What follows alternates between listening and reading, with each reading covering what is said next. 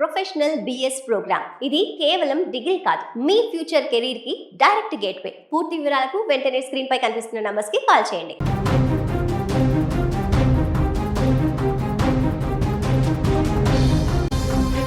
యాదాద్రి జిల్లాలో దారుణ ఘటన చోటు చేసుకుంది. స్కూల్ బస్సు కింద పడి ఓ 3 ఏళ్ల చిన్నారుడు మృతి చెందినటువంటి ఘటన సంచలనంగా మారింది.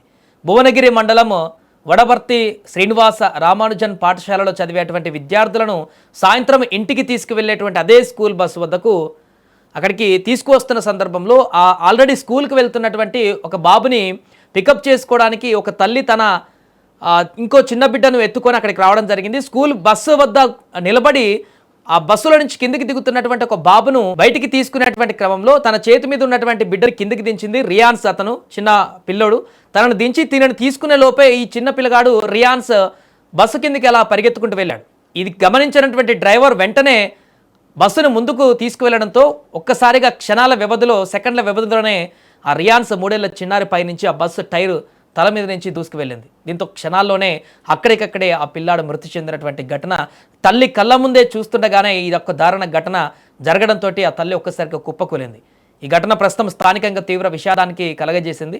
దీనికి సంబంధించిన పూర్తి వివరాలు తెలుసుకుందాం. ప్రమాదం ఎలా జరిగింది, పూర్తి వివరాలకు సంబంధించి మా ప్రతినిధి శరత్ ఫోన్ లైన్లో మరిన్ని వివరాలు అందిస్తారు. శరత్, ఈ ప్రమాదం ఎప్పుడు జరిగింది, పూర్తి వివరాలు ఏంటి, అసలు ఏం జరిగింది, తప్పెవరిదని చెప్తున్నారు? Thank you Sai. యాదాద్రి భువనగిరి జిల్లా భువనగిరి మండలం వడపర్తి గ్రామంలో విషాదం నెలకొంది. 3 సంవత్సరాల బాలుడు రియాన్స్ నిన్న మొన్నటి వరకు ఆడుకుంటున్నాడు.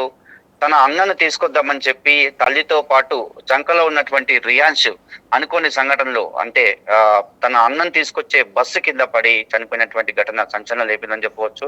ఎందుకంటే క్షణాల వ్యవధిలో జరిగినటువంటి ఘటన అని చెప్పాలి. ఎందుకంటే నిన్న మొన్నటి వరకు అన్నతో పాటు ఆడుకున్నటువంటి రియాన్స్ లేకపోవడంతో చాలా బాధపడుతున్నటువంటి సంఘటన అని చెప్పవచ్చు. ఎందుకంటే ఈ తప్పిదము తల్లి తప్పిదం ఉంది, ఇందులో డ్రైవర్ తప్పిదం ఉంది. ఇద్దరి నిర్లక్ష్యం వల్ల ఆ చిన్న బాలుడు ఎందుకంటే చంకలో నుంచి దింపడం వల్లనే ఆ బాబు ముందుకెళ్ళినటువంటి సందర్భంలో డ్రైవర్ గమనించకపోవడంతో ఒకేసారి ఆ టైరు మన బస్సు టర్నింగ్ మీద టర్నింగ్ దగ్గర నిలబడ్డాడు. అది టర్నింగ్ నుంచి ఇట్లా ముందుకెళ్లే క్రమంలో టైర్ కింద పడి తల మొత్తం నిర్ధనుజు అయినటువంటి విషయం చెప్పవచ్చు.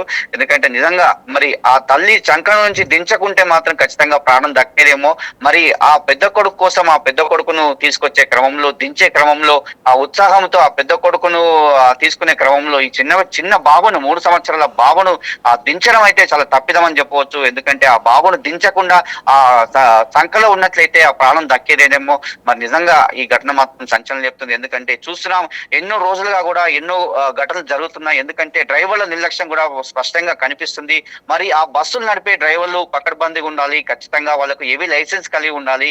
మరి నిజంగా చాలా జాగ్రత్తగా నడుపుతుండాలి. చూస్తున్నాం ఎన్నో ఘటనలు జరుగుతున్నప్పటికీ కూడా మరి అక్కడ ఆ గ్రామంలో మరి ఆ సంఘటన జరిగినటువంటి ప్రదేశంలో నిజంగా మరి డ్రైవర్ నిర్లక్ష్యం అయితే స్పష్టంగా కనిపిస్తుంది. ఎందుకంటే ఆ డ్రైవర్ చూసుకోవాలి. ఇంకొకటి ఏంటంటే డ్రైవర్ కాకుండా మరొక ఒక ఆయా ఉంటది, ఆయానే దింపుతారు పిల్లల్ని. మరి అవును సార్, అంటే పిల్లవాడు దిగిన తర్వాత మనకు లెఫ్ట్ ఉండేటువంటి మిర్రర్ లో కూడా డ్రైవర్ కి లెఫ్ట్ సైడ్ ఉండే మిర్రర్ లో కూడా తను గమనిస్తాడు దిగారా, ఆ దిగిన ప్యాసింజర్ కొంత బస్ కి దూరం జరిగారా ఆ తెలుసుకున్న తర్వాతనే మూవ్మెంట్ అను చేస్తుంటారు ఏ డ్రైవర్ అయినా కూడా. మరి ఆ మిర్రర్ లో చూస్తే మరి బాలుడు వీళ్ళందరూ దాని కింద ఉన్నారనేటువంటి విషయం గమనించి ఉండాలి. అయినా కూడా ఎలా ముందుకు తీసుకువెళ్ళాడు? ప్రస్తుతం అసలు తప్పు జరిగింది ఎక్కడ అంటే చంకలో ఉన్నటువంటి చిన్న బాలుని ఆమె కింద వదిలిపెట్టడం పెద్ద తప్పిదం అయితే ఆ బాలుడు ఎటు పోయిండో కూడా చూడలేని పరిస్థితుల్లో తల్లి ఉన్నది.